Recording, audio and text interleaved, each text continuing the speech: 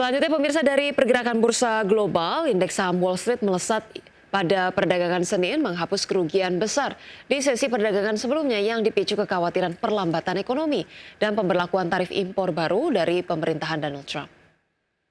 Pada perdagangan Senin, pemirsa, indeks Dow Jones Industrial Average ditutup melonjak 1,34% ke level 44.173. Indeks S&P 500 naik 1,47% ke level 6.329, mengakhiri tren penurunan selama 4 hari berturut-turut dan mencatatkan penguatan harian terbaik sejak Mei. Sedangkan indeks Nasdaq Composite melesat 1,95% ke posisi 21.053.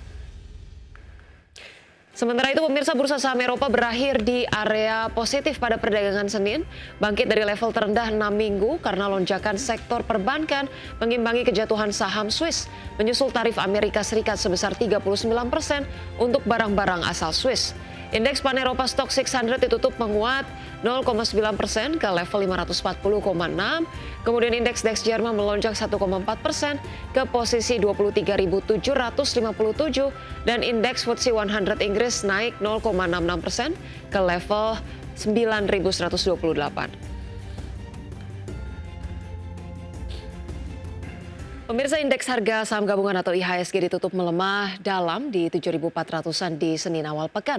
Saham-saham konglomerasi Prajogo Pangestu mendominasi pemberat IHSG dengan saham Brand koreksi hingga 7%.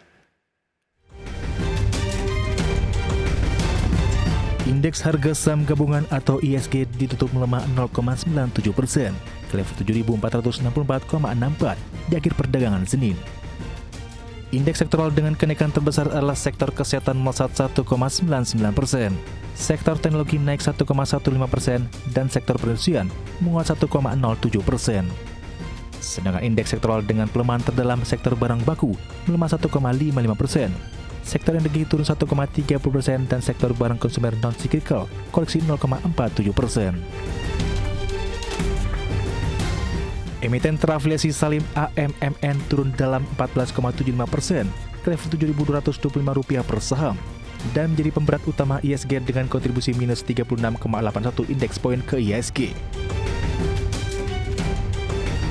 Di sisi lain, nyaris seluruh emiten Prajogo Pangestu masuk daftar 10 saham pemberat utama. Saham Brand turun 7,69% di level Rp7.200 per saham dan menyumbang minus 20,85 indeks poin. Saham TPA ditutup melemah 4,17% di level Rp9.200 per saham dan berkontribusi minus 7,88 indeks poin. Saham BRPT ditutup melemah 4,46% di level Rp2.570 per saham, berkontribusi minus 6,83 indeks poin.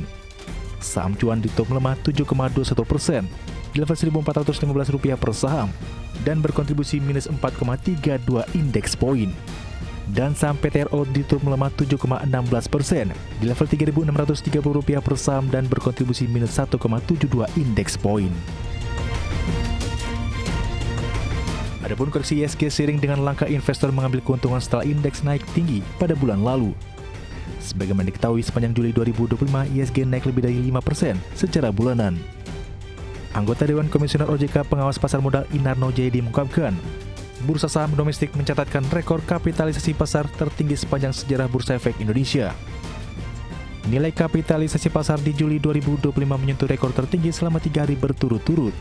Puncaknya di tanggal 29 Juli 2025 dengan nilai sebesar Rp13.700 triliun. Berbagai sumber untuk ID Action. Pemirsa, harga minyak dunia jatuh ke level terendah dalam sepekan pada perdagangan Senin setelah OPEC Plus sepaket menaikkan produksi secara signifikan pada September. Keputusan tersebut memicu kekhawatiran kelebihan pasokan, terlebih di tengah melemahnya permintaan bahan bakar di Amerika Serikat. Harga minyak Brent turun 1,3% menjadi $68,76 Amerika per barrel. Sementara minyak mentah WTI merosot 1,5% ke level $66,29 per barrel. Keduanya ditutup di level terendah sejak sepekan terakhir, setelah melemah hampir 3% pada Jumat pekan lalu. Adapun OPEC Plus menyetujui penambahan produksi sebesar 547.000 barel per hari mulai September, yang menjadi bagian dari pembalikan penuh atas pemangkasan produksi terbesar yang pernah diterapkan.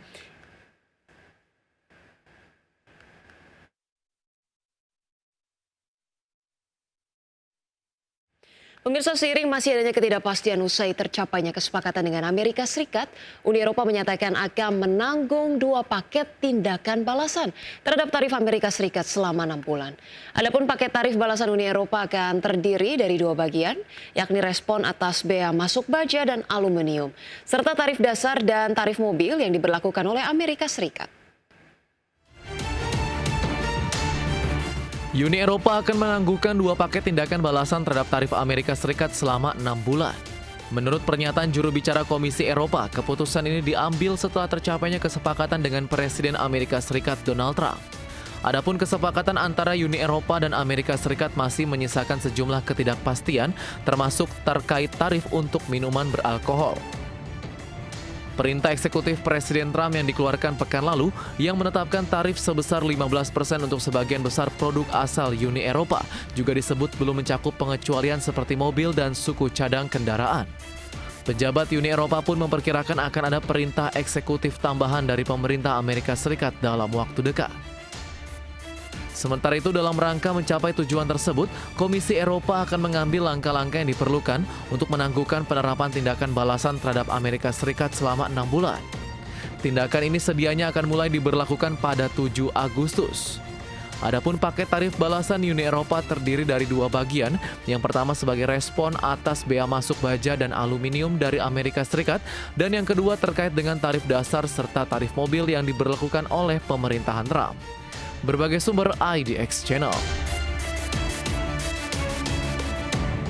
Dan pemirsa, untuk membahas lebih lanjut bagaimana proyeksi perdagangan di pasar modal atau IHSG hari ini sudah tersambung melalui line Zoom bersama dengan Henry Widiantoro, Equity Research Analyst RDK Elite Sekuritas. Selamat pagi Pak Henry, apa kabar? Selamat pagi Mbak Ocha, kabar baik Mbak. Iya, terima kasih sudah meluangkan waktunya di IDX Channel Pak Henry. Kalau kita lihat IHSG kemarin ditutup melemah hampir 1% begitu ya, saham-saham konglomerasi ataupun saham-saham Prajogo Pangestu jadi pemberat, ada Brand, TPIA, BRPT, Cuan, PTRO koreksi cukup dalam 1 hari. Ini murni profit taking menjadi sentimen pemberat IHSG dalam beberapa waktu terdekat ini, atau seperti apa nih proyeksinya? Kalau saya lihat ya Mbak ya, pemberat IHSG yang terjadi pada saham konglomerasi menurut saya adalah satu bagian dari aksi profit taking saja, di mana hal itu adalah hal yang sangat wajar jika saya lihat gitu kan, karena memang menjelang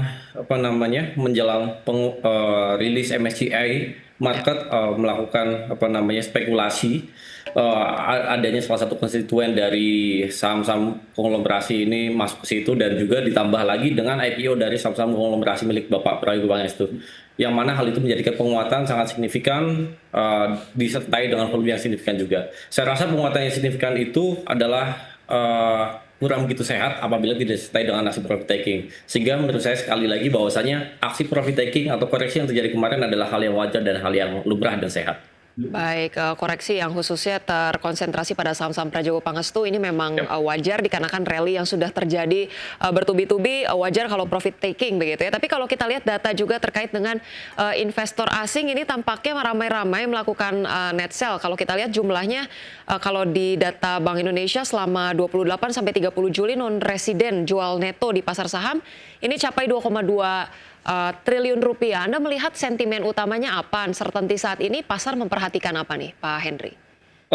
Kalau saya lihat ya Mbak ya, untuk pasar, untuk asing yang keluar dari Bursa Efek Indonesia cenderung lebih ke arah rebalancing dari portofolio investment global aja. Di mana kalau kita lihat dalam konteks yang lebih luas ya, konteks ekonomi secara global, investor saat ini sedang risk off. Kita investor melihat bahwasanya adanya ketidakpastian dengan kebijakan suku bunga The Fed ke depannya ya. Terus juga investor melihat mengenai potensi kenaikan tarif dagang oleh Trump, yang mana hal itu menjadikan investor cenderung untuk rebalancing dari instrumen high risk ke safe haven. Terus kemudian juga kalau kita lihat ya, investor kenapa juga harus mewaspadai beberapa hal yang berkaitan dengan rupiah dan juga berkaitan dengan gimana APBN ke depannya gitu kan. Apakah sesuai dengan ekspektasi dari pemerintah, dari ekonom atau tidak di situ sih. Baik. kalau misalnya terkonsentrasi pada sentimen global terkait dengan suku bunga The Fed, kemudian juga ketidakpastian terkait wait and see tarif Trump gitu ya. Kita Ya. melihat ini kemudian juga kalau dari domestik banyak ekonom yang kemudian menilai pasar keuangan ini belum sepenuhnya menawarkan imbal hasil real yang kompetitif gitu ya. Kemudian juga ada resiko-resiko lainnya diantaranya terkait dengan tekanan inflasi, kemudian juga volatilitas nilai tukar. Anda melihat sejauh apa sih ini mempengaruhi perdagangan di pasar modal dalam jangka menengah nih Pak Henry? Oh, sebelumnya saya harus lihat terlebih dahulu mengenai inflasi dan rupiah, bagaimana Ya. perkembangannya ya.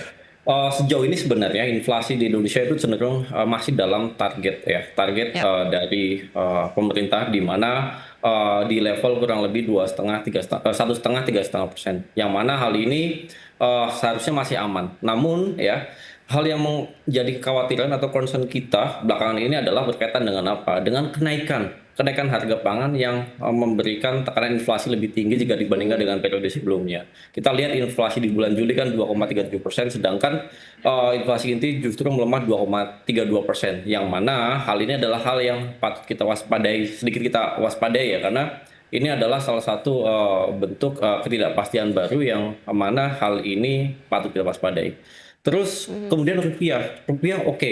Saat ini juga berada pada teritori aman menurut Bank Indonesia dan sebagainya, yang mana hal ini sebenarnya tidak perlu dikhawatirkan ya.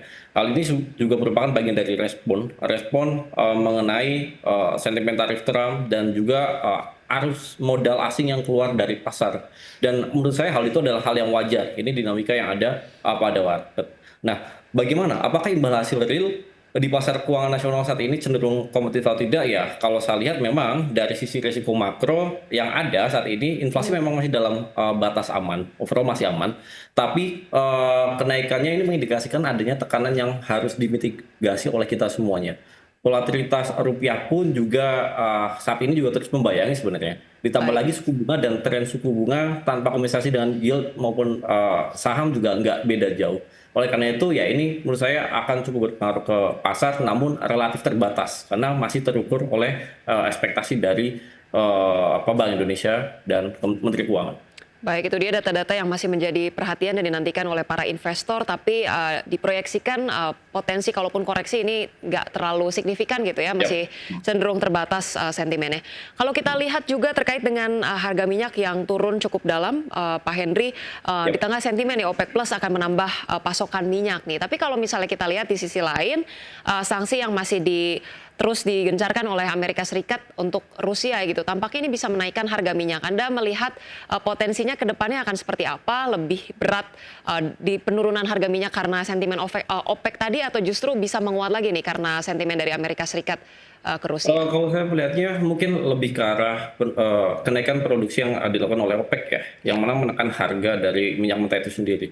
Ini menurut saya akan lebih berat, sentimen ini akan mempengaruhi pergerakan market, terutama market yang berkaitan dengan saham-saham sektor komoditas, crude oil dan sebagainya. Kita lihat kan sebelumnya memang negara-negara di Timur Tengah OPEC Plus itu menahan untuk produksi. Namun saat ini mereka udah mulai melakukan kenaikan produksi, dan hal itu adalah hal yang wajar bagi stakeholder negara-negara OPEC untuk menaikkan revenue yang mereka punya. Kan mereka udah melihat ya kondisi kemarin sempat tinggi harga minyak dan terus koreksi, sehingga wajar saja mereka itu untuk merilis produksi minyak lagi. Baik, tapi tampaknya untuk saham-saham komoditas minyak begitu ya, ini bukan hal yang kemudian menjadi cukup menyenangkan. Proyeksinya akan seperti apa nih Pak Henry untuk investor yang kemudian sudah entry ini di saham-saham minyak ini?